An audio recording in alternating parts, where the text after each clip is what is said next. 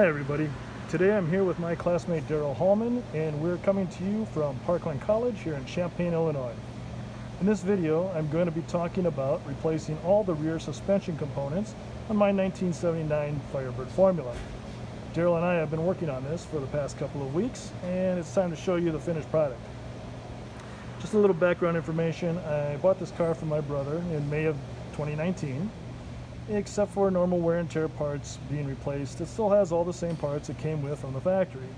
It has the 301 cubic inch 4-barrel carbureted engine and a 4-speed manual transmission.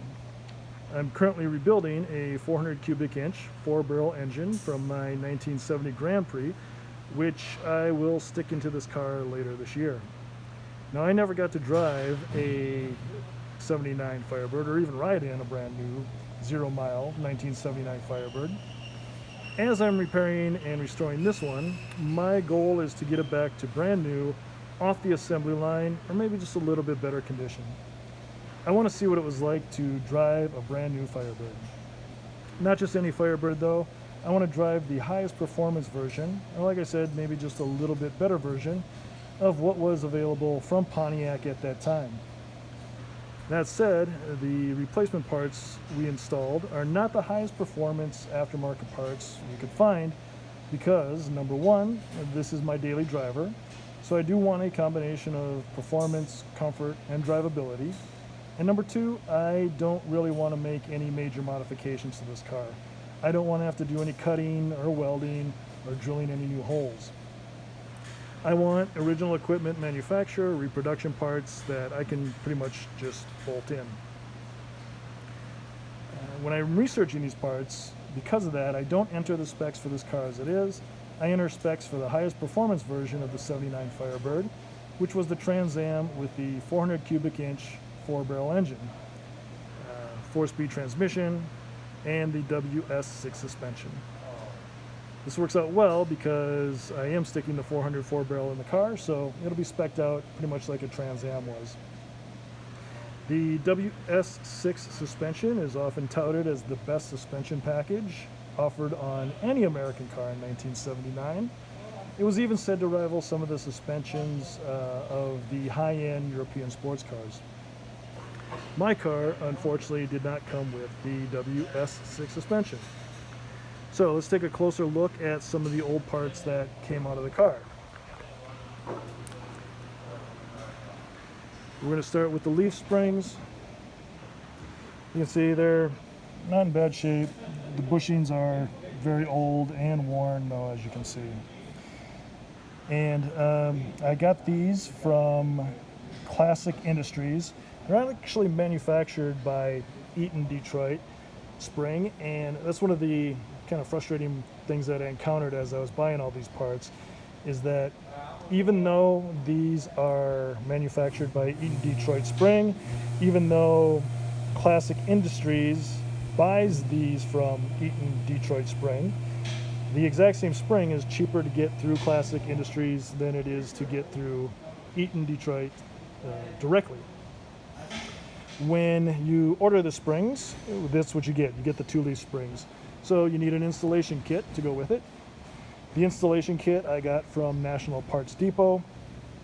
It includes all the bushings that make up the shackles. These bushings go in the end, one on each side, and then these plates, which come in the kit also, connect the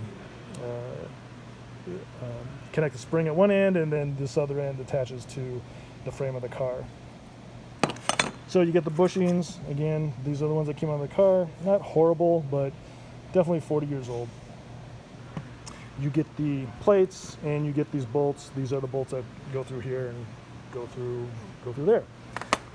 You also get the U-bolts. These U-bolts go around the axle and mount to an anchor plate on the springs. So you get the 2 anchor bolts. You get these 4 T-bolts, which also you'll see help mount the spring in the center section. You get some cage nuts, which I'll describe a little bit later. And you get these pads, which one goes on the bottom of the leaf spring, one goes on the top of the leaf spring. There's an assortment or variety of pads in the kit, so you'll only use a couple of them, or 4 of them out of all of them they send you, so you just want to find the right ones to make sure you're replacing the ones that came out with the appropriate ones that are in the kit. Then these 2 bolts are the last things, and they go through there and mount the leaf spring to a bracket on the front of the car, or the front of the leaf spring. You'll see that again in a little bit. One of the other complications I encountered was picking parts. So when I looked at the Eaton-Detroit website and I put in the specs for leaf springs for a 1979 Trans Am, I got 3 options.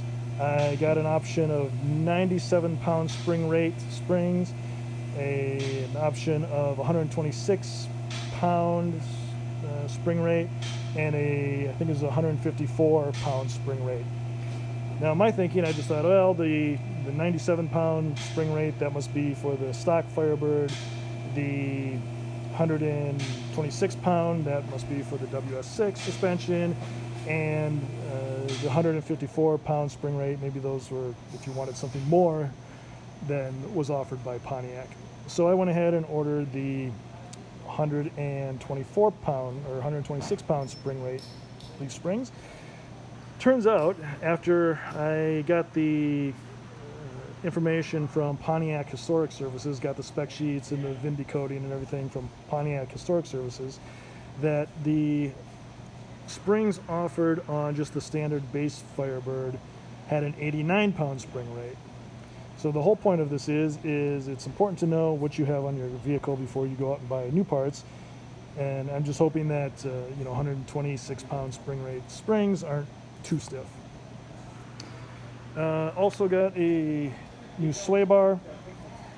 The one that was on the car, this one has a diameter of 5/8 of an inch. 5/8 of an inch. And this was another situation where, as I was looking at parts, I saw I had options of a 5/8 inch sway bar, a 7/8 inch sway bar, and a 1 inch sway bar.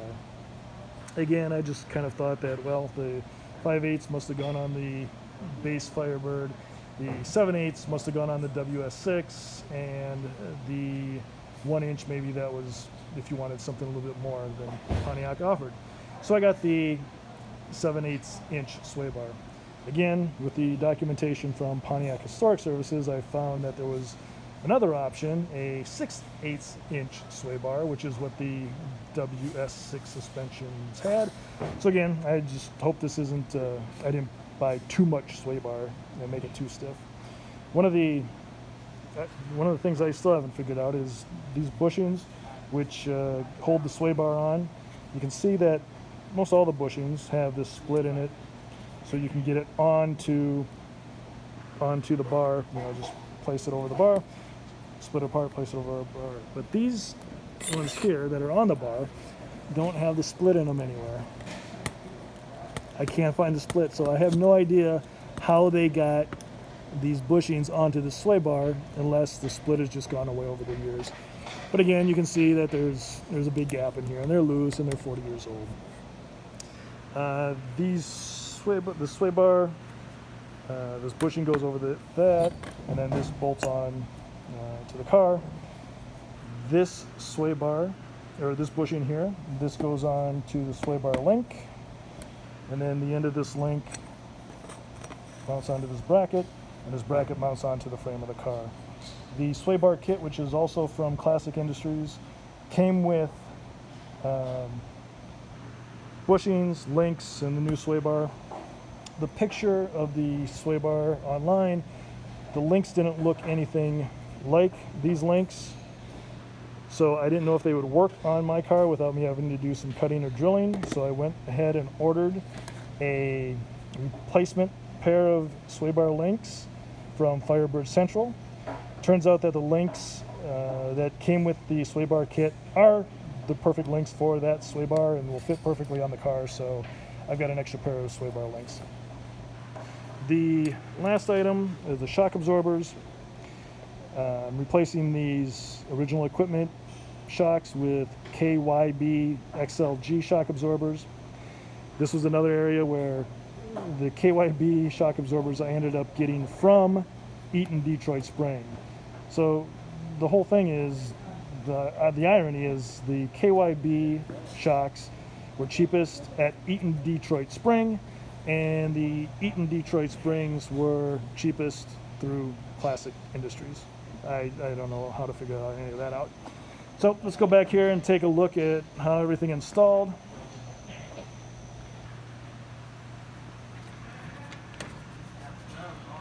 We've got up here, get the light up here, you can see the shackle, nuts and bolts all came in the kit, the bushings.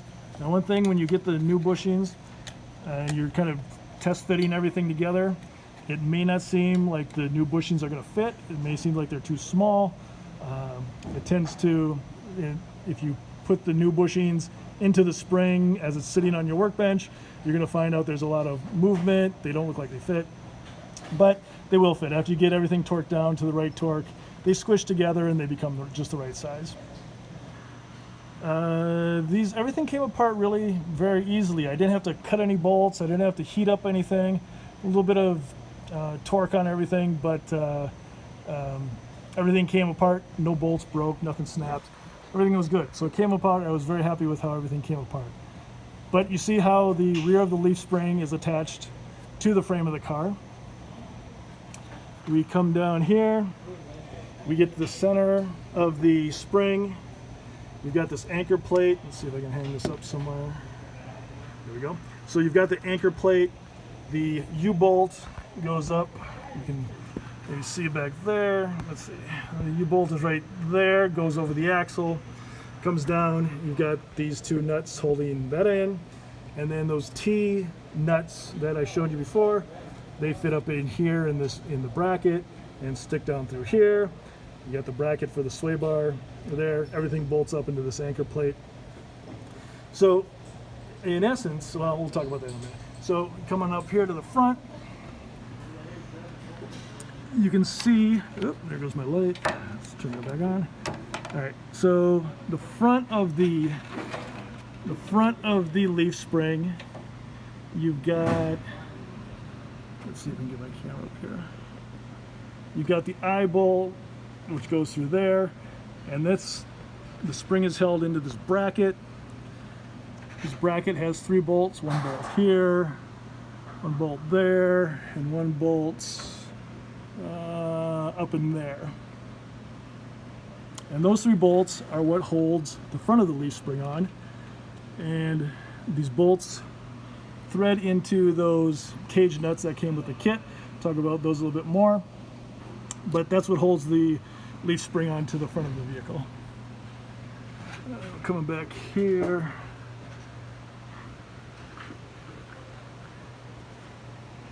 And then we've got the links. You can see how it's a U-shaped bracket, new bushings all around. And the sway bar link goes up there with the new bracket, new nut and bolt. And same thing on the other side. It's all the same thing. Got the new shocks up there. There's the new KYB. One thing about the Firebirds, on the Firebirds, the shock on the driver's side actually mounts behind the axle, and the shock on the passenger side actually mounts in front of the axle. So the whole system is, you've got the put my light down.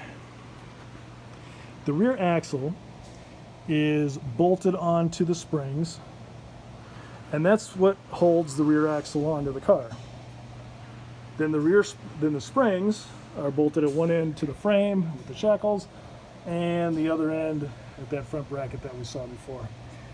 And that's what really holds your suspension together. The nice thing about the system is that if you see that little tab up there, so I'll get my lights fixed so we can see it. So there's this little tab right there. That's part of the bushing. And as long as you get that through the hole in the anchor plate and you get the top pad through its little groove where it belongs, it'll line up your axle so that the axle is straight across, so your thrust angle isn't off, your axle isn't crooked. Just line up the little tab on the bottom and the tab on the top, which you can't see, and that'll make sure on both sides, that'll make sure your axle is nice and straight. Now, as far as the front brace, said I'd mention that a little bit, the front bracket that holds these leaf springs on. Come back here. The only problem I had with any of the parts I ordered were with those cage nuts. You can see on this one, see how the threads are showing there? And I mean, this thing got just got destroyed before we even torqued it down.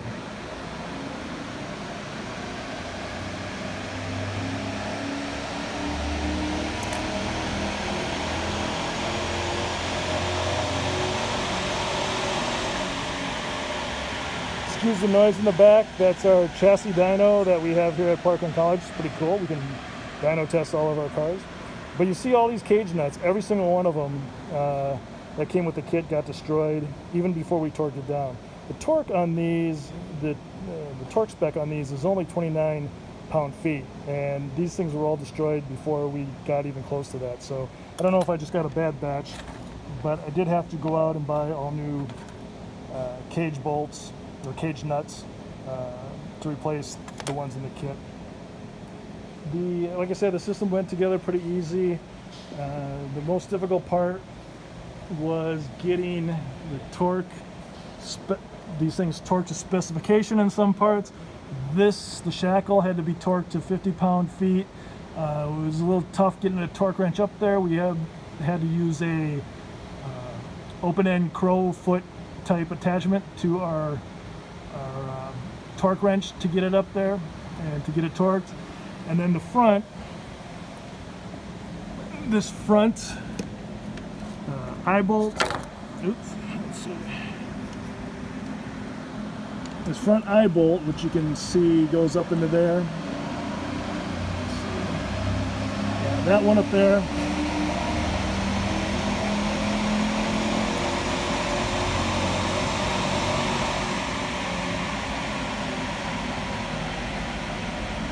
I'll put this thing on that chassis dyno as soon as I get my new engine and see what it does. But anyway, this bolt up there is supposed to be torqued to 75 pound-feet, and it was impossible to get any kind of tool up there, torque wrench up there. So I put this hopefully close to 75 pound-feet of torque on that nut to get that torqued to specification. That's about it. We're going to take this car out and see what it can do with the new suspension, see how it rides. I'll have some videos later on that I'll post on YouTube showing that. If you have any questions or comments, please leave them down in the comment section. It's easier to do this, if you're going to do this job, it's easier to do it with 2 people instead of 1. I want to thank Daryl again, Daryl Hallman, for helping me out. He may have ended up doing more work than I did, but it can be done. It's a project that you can do by yourself, but it's like most things, it's easier if you have an extra set of hands. Thank you for watching the video. Again, if you have any questions or comments, please leave them down in the comment section, and we'll see you next time.